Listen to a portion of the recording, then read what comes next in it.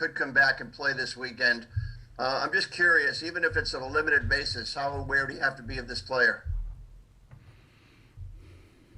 Yeah, he's a dynamic player. Yeah, Christian really is a very explosive guy. Anytime he touches the ball, it's a potential touchdown. So he's an excellent receiver. He's very good, obviously, on any type of catch and run plays. He can get vertical on the defense coming out of the backfield or in empty formations. And again, he's really just a threat to go all the way on any play. Inside runs, outside runs, passes, screen passes, you name it. So he's a hard guy to tackle. He's very, very explosive. He gets vertical very quickly, and he can outrun most every other player on the field. So, yeah, definitely a guy that we're gonna have to keep close tabs on. You don't want him to get the ball in space, or he's gonna gain a whole bunch of yards. And I'll ask you this in a general sense. I know at times you've said that it's tough to bring players in halfway through the season, but if a top caliber player became available, how much would you pay attention to that and look into possibly bringing him in if it helps your team? Yeah, I mean we've done that before. Brought in Talib in the middle of the season, so yeah. I mean you'd have to evaluate any situation. I don't really know. I don't know any specifics to talk about. So at this point, there's nothing to really talk about. But yeah, we'd do anything we could to help our football team. We brought in James Harrison with one game to go in the season. Thanks, Bill. Okay, you got it, Alan. Next question, please, followed by Bob says. Morning, Bill. Yesterday, Phil Snow down in Carolina was talking about a time he met you in the mid-'90s down at Arizona State. It was a year I think they were 11-1, had Jake Plummer, J.R. Redmond, just to refresh the memory. He said he remembers getting a knock on the door. It was you, and you guys sat and talked for a while. What at all do you remember about that time? And I guess as you prepare your team to face a defense that he's coordinating, what did you learn about him and the way his units play? Yeah, I mean, I'm not sure that meeting will have too much impact on the game, but yeah, I mean, look, he's done a great job, and it's been interesting to kind of watch the success that he and Coach Rule have had at Temple and Baylor, and then kind of what they did last year defensively, and how that's say changed this year defensively, and how well they're playing this year. I mean, they're literally in the top, I don't know, 3 in almost every defensive category, meaningful defensive category. So that's a real credit to not just one particular thing, but just their overall defense in totality, in total defense, the running game, the passing game, situationally, and so forth. So, he's done a good job, and I always enjoy meeting coaches that are familiar with the players and the conferences and so forth that we're scouting. That's one of the great things about those interactions on college pro days and so forth. And I've had a lot of respect from a distance at what he's done, and also what Coach Brady's done offensively. So thank you. Next question, Bob Simpson, followed by Chris Ryan. Good morning, Bill. Bob? Bill, I wanted to ask you just a couple. One, to follow up Mike's point, your impressions of what Matt Rule and Phil Snow in particular had done at Temple and Baylor, and the way they built college programs up out of really difficult circumstances, and if you see kind of similar philosophies at each program now and the way they're building their team in Carolina. And then I was also just curious on a much different note with the passing of Tom Matte, just any recollections you have watching him, growing up near Baltimore and then eventually being part of the Colts organization and being in the NFL for so long. Yeah, Tom, Tom Matte was a great community hero, and his modesty and in the situation that he came into at Baltimore as the quarterback was a very unique one. But he had a great career in his own right. I don't know, I think he played like 12 years or something like that. It was a Pro Bowl player multiple times. So I mean, it wasn't just a 2-game thing, but that was certainly a lot of notoriety for that, and Tom could laugh and make fun of himself, but again, it was a very good football player and a guy who had a great long career there. I think eventually he got traded or went to San Diego or whatever it was, but anyway, was there for at least a decade, and I saw all those Colts games and saw all those, so he was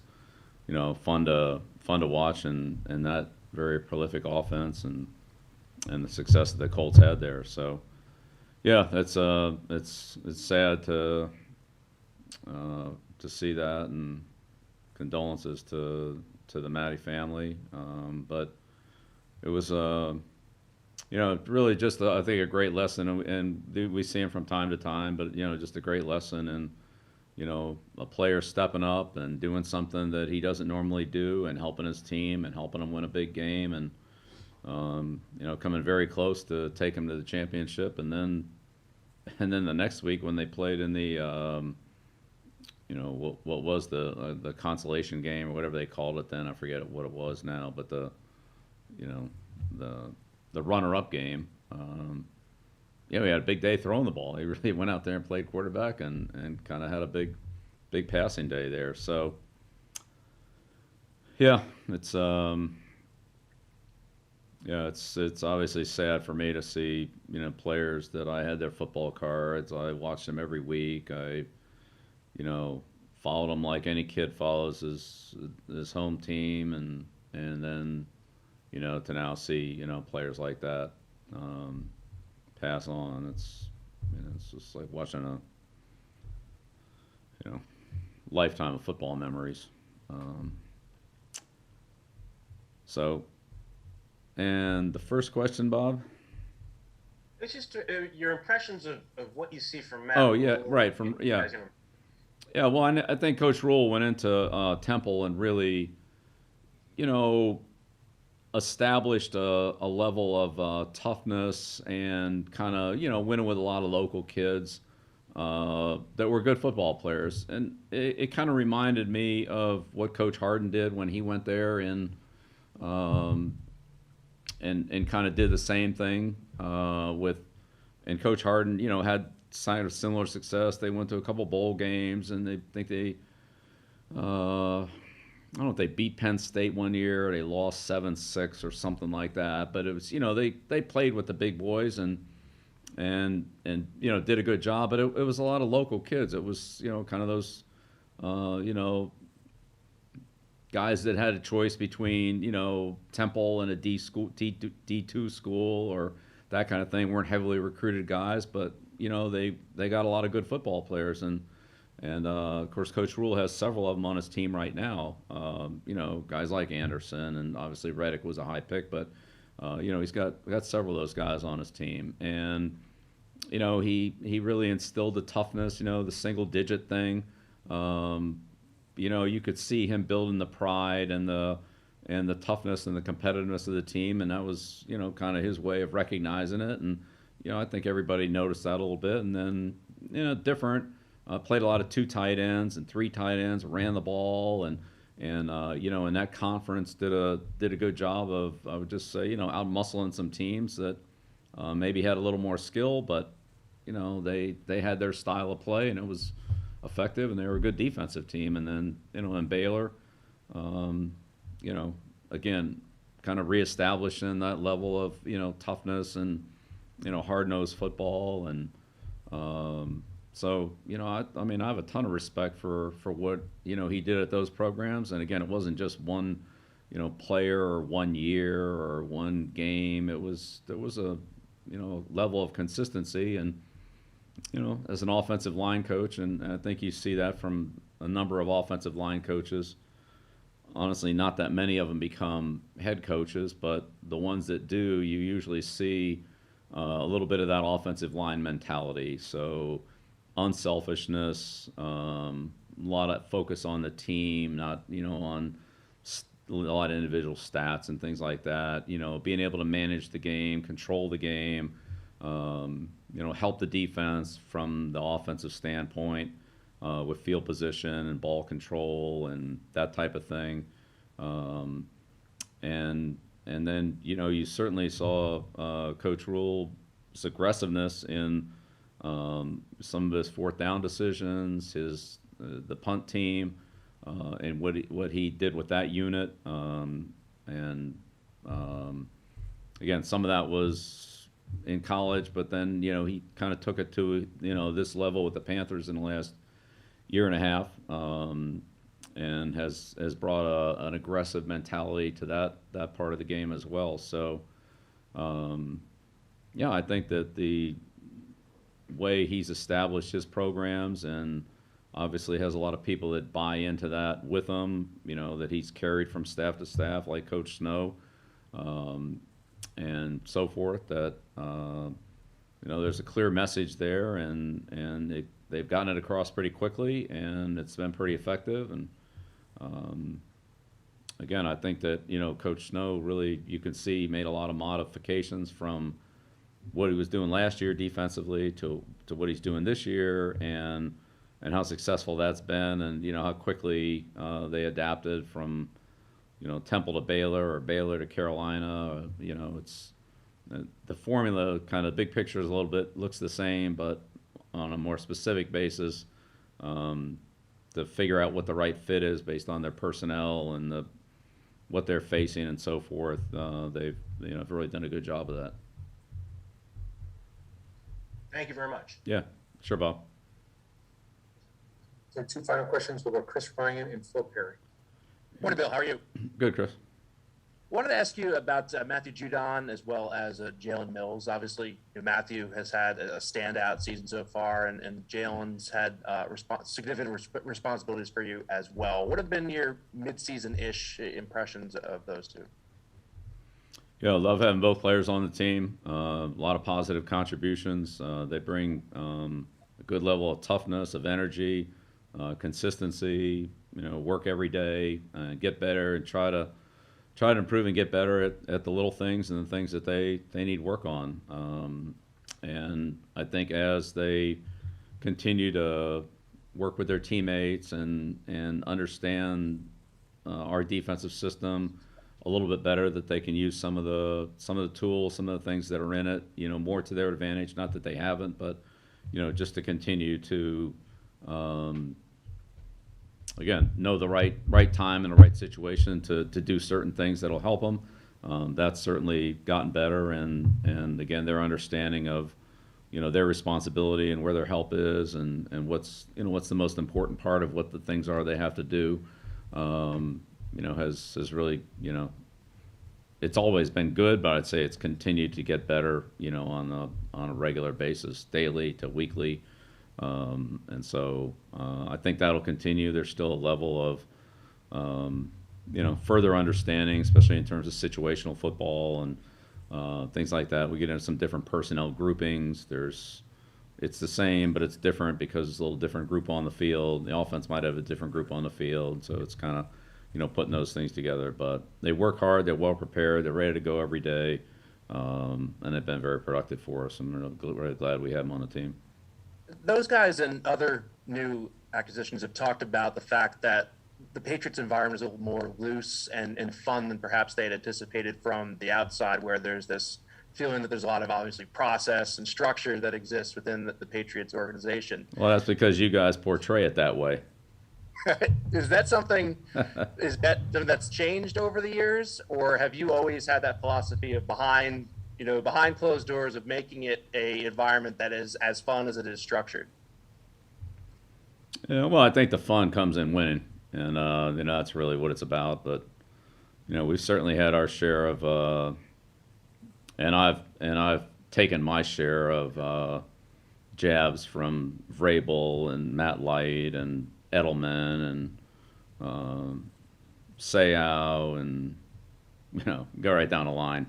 But that's part of being a team, and part of the relationship is being able to work together. But there's certainly a lot of light moments, and there's more of them when you're winning. And so I don't know, but I can't really worry about what everybody on the outside thinks or doesn't think or whatever. What's important to me is our team and the relationships that we have on our team, and how to most productively put a winning team on the field. And that's really what I'm trying to do. Thanks, Bill. Yep, you got it, Chris. Last question, Phil Perry. Well, just to follow up there, Bill, how important is it to have some of those guys that you mentioned, the Vrabels, the Edelmans, Chris just mentioned Judon. It feels like Judon is sort of a high energy guy who likes to have some fun based on the interactions we've had with him. How important is it to have those guys in the mix in the locker room to keep things light during a long season? I think, Phil, you just got to let those things, happen, as they occur. I don't think you can, legislate or dictate that, like, hey, I need for you to crack a joke here today. I don't think it really works that way. You just have, a group of people, and there's a chemistry, and there's, all different personalities, but they blend together, and how they play off each other, or how situations come up that, how they just, spontaneously happen sometimes is, that's just part of being a team and just part of those relationships. So, again, I think we have a group of players that they're dedicated, they work hard. Football's important, but they also have a side to them collectively in different ways that they enjoy each other. They enjoy that when you're having fun, it doesn't feel like work, and there's an element of that, but certainly there's a work element and a performance element that's critical to all of us. That's why we're here. But there's a way to work hard and have fun at the same time, to a point, and so I think that's a good thing when it happens. Thank you. Great. Thanks, Bill. All right. Thanks, Coach. Thanks, everyone. Thank you.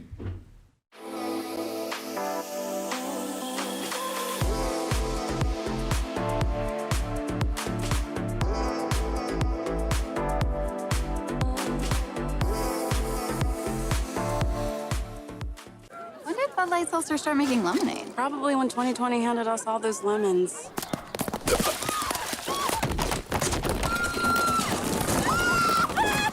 New Bud Light Seltzer Lemonade, packed with lemonade flavor after a lemon of a year. Opponents?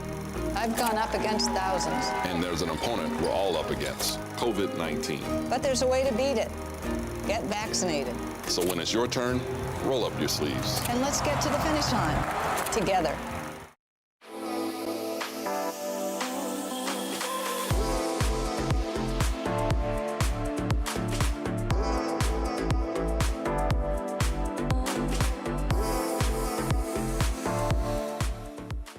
When did Bud Light Seltzer start making lemonade? Probably when 2020 handed us all those lemons.